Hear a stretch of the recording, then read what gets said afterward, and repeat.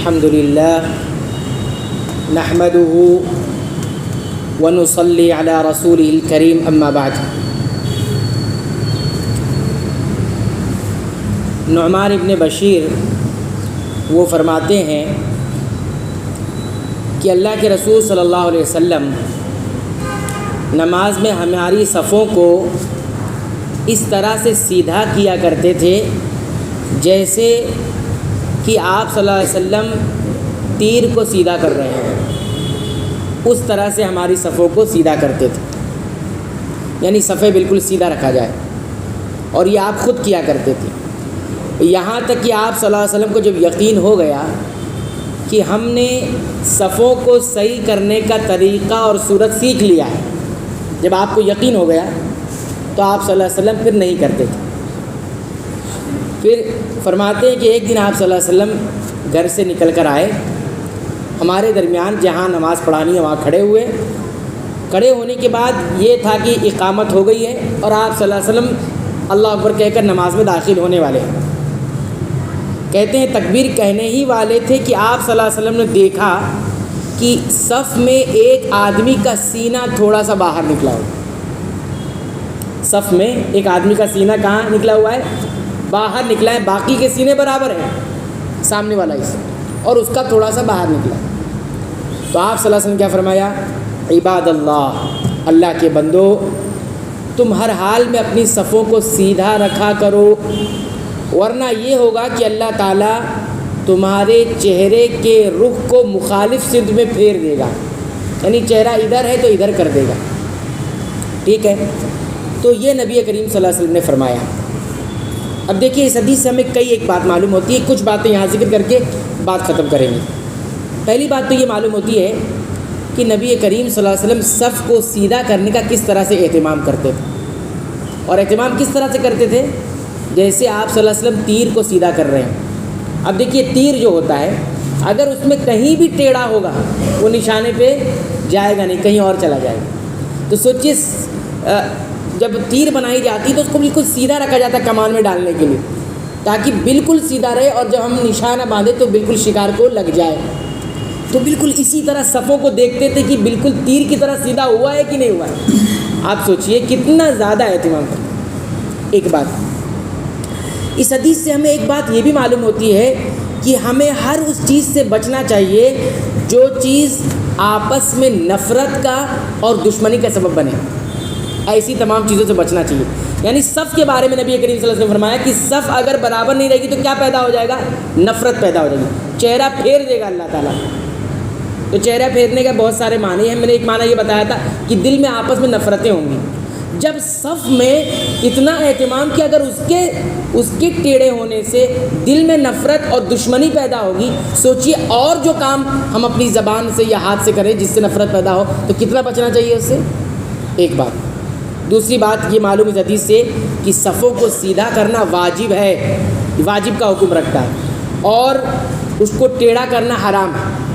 کرنا واجب ہے، ٹیڑھا کرنا حرام ہے۔ کیوں؟ کیونکہ اتنی سخت وعید کس کام پر دی جاتی ہے؟ اتنی سخت سزا، یعنی چہرہ پھیر دے گا اور دل بدل جائیں گے، اتنا یہ معمولی کام پر تو نہیں ہو سکتا۔ یعنی کام کرنا واجب ہوا اور ٹیڑھا کرنا صفوں کو حرام ہوا۔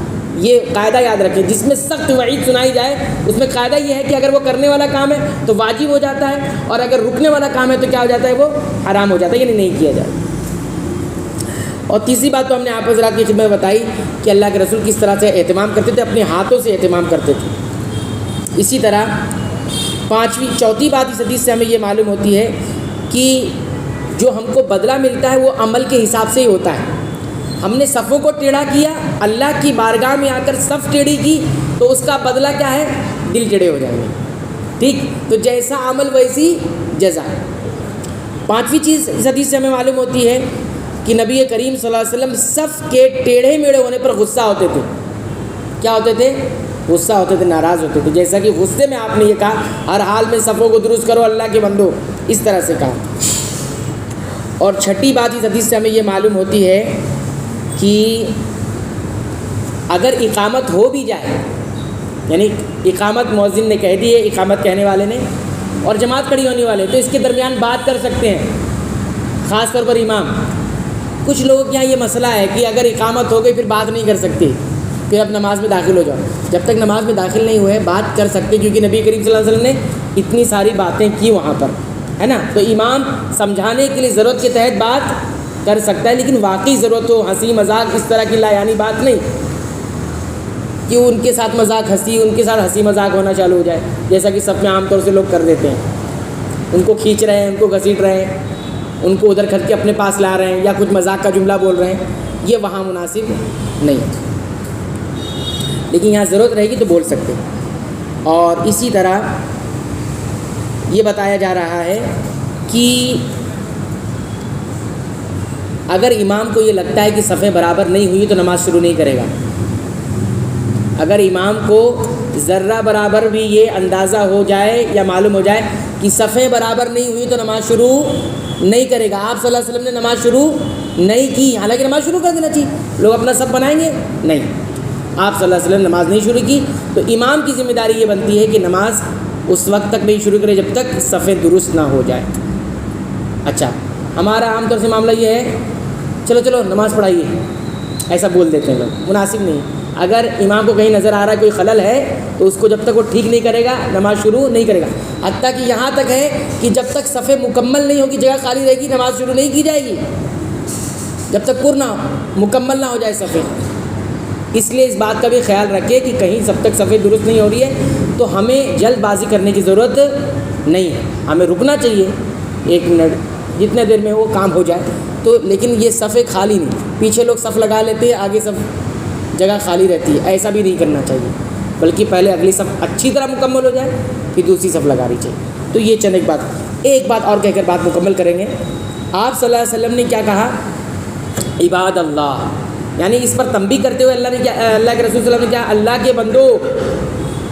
اس سے یہ معلوم ہوا کہ صفوں کو درست کرنے والے حقیقی معنوں میں اللہ کے بندے کہلاتے ہیں.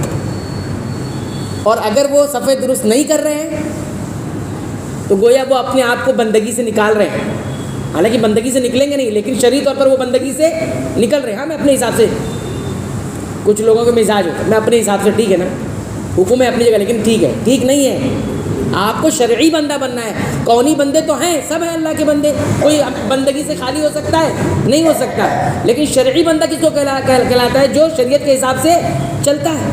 تو عباد اللہ کہہ کر بتایا کہ تم بندے ہو تو اللہ کے بندے بن کر رہو. اور اللہ کا بندہ کس کو کہا جاتا ہے؟ جب اللہ بلاتا ہے آ جاتے ہیں، جب اللہ کہتا ہے ٹھیک سے کھڑے ہو، سیدھے کھڑے ہو جاتے ہیں، ہے نا. اسی کو تو بندہ کہتے ہیں. ہم واقعی معنی میں بندے ہیں. کیوں؟ اللہ نے 5 مرتبہ بولا ہے، 5 مرتبہ آئے، اسی کو بندگی کہتے ہیں. جب رب پکارے، جب ہم آئیں گے، یہی تو بندگی ہے نا. 5 وقت بلاتا ہے اللہ تعالیٰ، ہم آ جاتے ہیں مؤذن کے ذریعے. تو بہرحال یہ عباد اللہ کہہ کر رسول اکرم نے کہا تم بندو ہو، بندے کی طرح بن کر رہو. یہ چند باتیں تھیں جو اس حدیث سے معلوم ہے. اللہ تعالیٰ سے دعا کرتے رب العالمین ان باتوں کو ہمیں یاد رکھنے کی توفیق عطا فرما اور اس کے مطابق عمل کی توفیق عطا فرما. آمین.